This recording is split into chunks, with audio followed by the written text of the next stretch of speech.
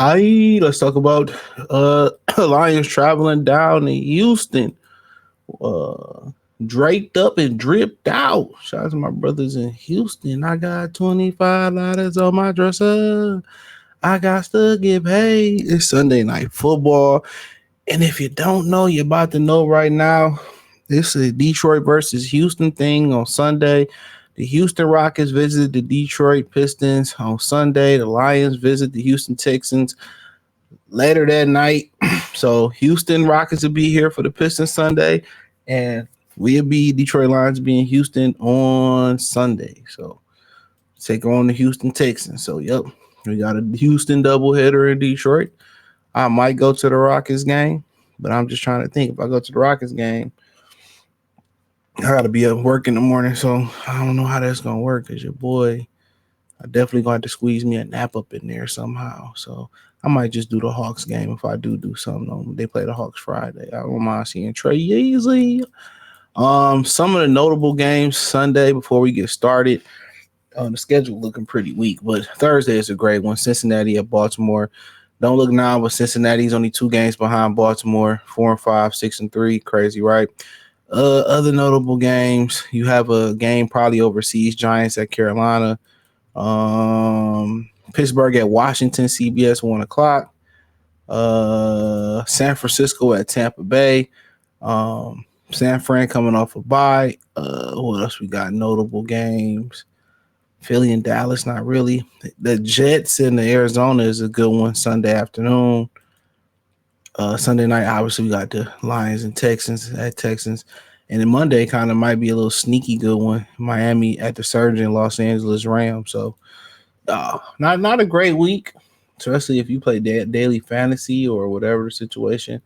Not the best week, but guess what? It's a couple good little gems up in there. And the Commanders just traded for Marshawn Lattimore. And obviously, we got Darius Smith. So, Houston is undefeated at home. We undefeated on the road. Something got to give. They 6-3. We 7-1. I think we favored by 3. So usually the home team is automatically given 3. So now the line is up 3.5. Over under 48.5. 195 is the money line. So basically a negative 195 for the Lions. You got to bet 195 to win 100. Plus 165 for the Texans. You got to bet 100 to win 165. So we matchup predictor 61.8% chance for the Lions to win, 37.8%. Joe Mixon has been running like a clean old school with a clean motor. 126, 609, 6 TDs. He been balling over there. Nico Collins injured still is leading them in receptions. Hey, man, he leading us in receiving yards. 32, 5, 67, 3 TDs. CJ Stroud. I mean, you don't have great offensive line play this year, but 2,139 yards, 11 TDs, 4 interceptions. Kind of dwarfing Goff in the passing yards, but last couple of weeks Goff ain't had to do his thing. Makai Wingo, Sinoy Vecchi, Michael Rodriguez, Josh Pascal, all questionable. Jamison Williams is back like cook crack. Shout out to Jimmy Ward, still doing it after all these years. Came over from San Fran with I presume with their head coach D'Amico Ryan. Damian Pierce had a great rookie season. He questionable. Jared Patterson, center. Aziz Al-Ashir, linebacker, questionable. And Jerry Hughes, I didn't know he still was playing, is on injured reserve IR. We won our last 5 games. They had 3 out of the last 5. They lost to Green Bay late. That was I didn't really see the highlights. They lost Stephon Diggs. They lost to the Jets last week. One thing about this team that I haven't watched a ton of them, but one thing I can tell you is there's been a lot of talk about the offensive line play. It's not been that good this year. So I think number one thing for CJ Stroud, he got to use his legs. Yeah, he got to use his legs, bro. If he uses his legs more and they got to design, maybe even do some more design runs for him. I know he kind of got that thing where he don't want to be seen as a mobile quarterback. And I get it. Yeah, he don't want to be seen as a mobile quarterback. He want to be seen as a pocket passer. But if they're going to make it far, especially until Nico get back, they going to need to feature his legs. He going to do some design runs and protect himself and get down. They got to move the pocket, get him on some of them John Elway bootleg, Shanahan bootlegs and stuff of that nature. So in my opinion, I think he needs to start showcasing his legs a little bit more. them moving the pocket. You know what I'm saying? Just doing some things to, kind of give him some time and you making little things easier on him. He ain't gonna say he tired like some people out here in the boxing in the football game, like Anthony Richardson. But yeah, that'll be my little thing with him is just start getting them on the move, protecting that offensive line. I think that's the smart thing to do. So that's just my opinion on it, but I can definitely be 100% wrong. Hey, keep running with Mixon. It's gonna be a little tough sledding, but the Lions defensive line, we don't know if the Darius Smith gonna play this week or not, but it's a little bit thin at end. Makai Wingo injured. I meant to mention that in the live stream I did. So yeah, but it'll be a little thin, but they getting healthy, and Joe Mixon is the key for the Lions in this game. Mixon, I wanted the Lions to draft him out of Oklahoma. He had some issues, but he's had a tremendous career still. I mean, how old is Joe Mixon? You talking about Derrick Henry being the wonder? Well, Joe Mixon is right at 28 years old. So, for a 6'1" running back that had a longevity that he's had in his career, and I think they probably can showcase what he could do out the backfield catching the football a little bit more too, because he's a great catcher of the football. You know what I'm saying? I mean, he was so fire at Oklahoma, man. Like, even in Cincinnati, you know. So he almost at that rightful age of 30, unfortunately for him. That's usually the doomsday clock striking midnight for running backs. And Tank Dell is really good. He got shot at a club, I think in Florida or something like that. I think an underage kid shot him. That's crazy at the club. So I think for him, he probably ain't fully all the way back. You gotta think about you get shot, the trauma that come with that. The emotional, and then taking hits on the leg and all that type of stuff. So he probably ain't fully back yet. And then, you can kind of say him and Stratus has some little second year hiccups, but shit, it come with the territory. They got tape on you now. That shit comes with the territory, but I think I don't really think Stephon Diggs was the ideal mix for what they was trying to do, honestly, bro. I don't think he was an ideal fit. I just don't. They just don't look. They didn't look like they looked last year. They didn't look like they looked last year. But defensively, they play really, really well. Will Anderson, Derek Stingley. They got a number of guys over there that can ball. Their defense is really, really really good.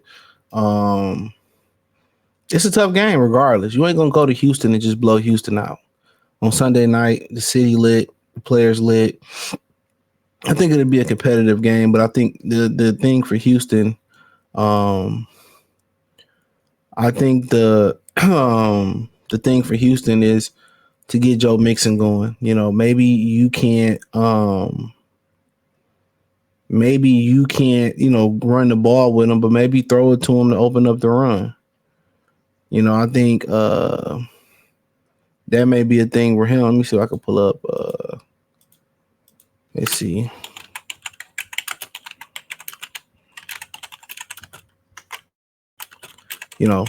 I think looking at Houston, looking at him in the short passing game, screen game, just looking to get him in space. Looking to get him in space. So, right now they're number 14 in the league at points per game. I'll give opponents points per game, 22.2. Number 2 in the league in opponents yards per game. Or just the offense. They said offense. So let's see what the defense is at. So I don't know. So this is here we go. I think it's so points per game. I'm trying to figure this out. 22.3. The opponent's points per game is 22.2.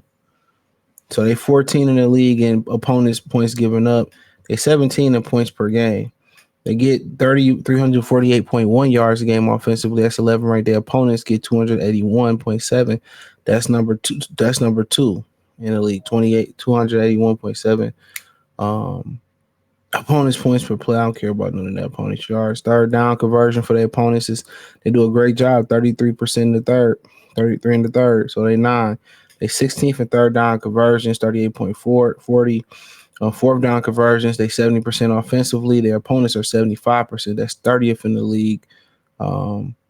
Red zone scoring, they giving up. They 30th in the league. Almost 70% of the time, their opponent score 15 when they get in the red zone. So, um, yeah, I mean, they're a young defense. Teams getting a second look at them and all that type of stuff. So, from their vantage point, this is what they got to do to win the game, right?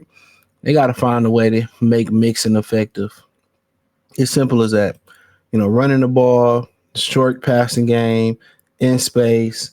I mean, if it's on the wheel routes, Texas route, they got to find a way to get the ball in his hand in space, or find a way to run the ball with him. Then from there, I think they tight end Dalton Schultz. They got to find a way to get him the football.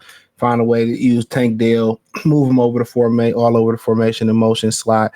Maybe you line him up in the backfield and try to give him the football. I think that's the recipe for them to win the game. Use CJ Stroud, cause some design runs, get him moving on the boot. That would be and I know you risk exposing to injury. That'll be my thing. And then for the defense, make the Lions one dimensional, stop the run, make Jared Goff beat you with his arm, and just play good defense on the outside. That'll be my thing. Stop the run, and then in the pass and play, make Jared Goff beat you with his arm. It might sound silly right now, but they would have to beat me with their arm. I'm stacking the box. And we're going to play physical brand defense. We're going to blitz. We're going to try to get 3 or 4. We're going to disguise. For the Lions, to win the game, you know what it is. Defensively, stop Joe Mixon, stop the run, take away Tank Dell. Make sure you got a plan for Dalton Schultz, who ain't been that hot this year, and most tight ends haven't. But, no Mixon, no Schultz. Keep CJ Stroud in the pocket. And, don't let him run the ball. Take away Mixon and Tank Dell and make somebody else beat you, and Dalton Schultz. And then offensively is run the football. Run the football, play action. Look at the get to your playmakers: J-Mo, St. Brown, Sam Laporta, Khalif Raymond, Tim Patrick. And, it's just simple as that. So I think it'll be a close competitive game. Might be an instant classic. I think it's going to be about 30 to 33 late field goal. I think they went on the late field goal. The Lions. I think it's going to be a competitive game going down in Houston. And I think Jake Bates going to win on the late field goal. I think it'll be competitive. This is a game they easily can lose. Houston is a talented bunch, kind of wounded right now, but at home the city going to be lit. It's a huge destination spot. Be a lot of Detroiters going down there for that Detroit versus Houston little concert they throwing down there too. So, yeah, I got the Lions beating the Houston Texans. I got the Pistons beating the Houston Rockets, too. Let me know what you girls and guys think. Those both would be tough games. I got respect for both of those franchises. Check out Detroit Lions prediction playlist. Hit the link tree. Find me on X, Instagram, Spotify, Anchor, Cash App, Venmo, PayPal, Amazon Music, Kick, Twitch, the whole nine. Not Kick and Twitch. Whatever I'm on the link tree, that's where I'm at. Check out my other platforms. Won't be disappointed. Peace.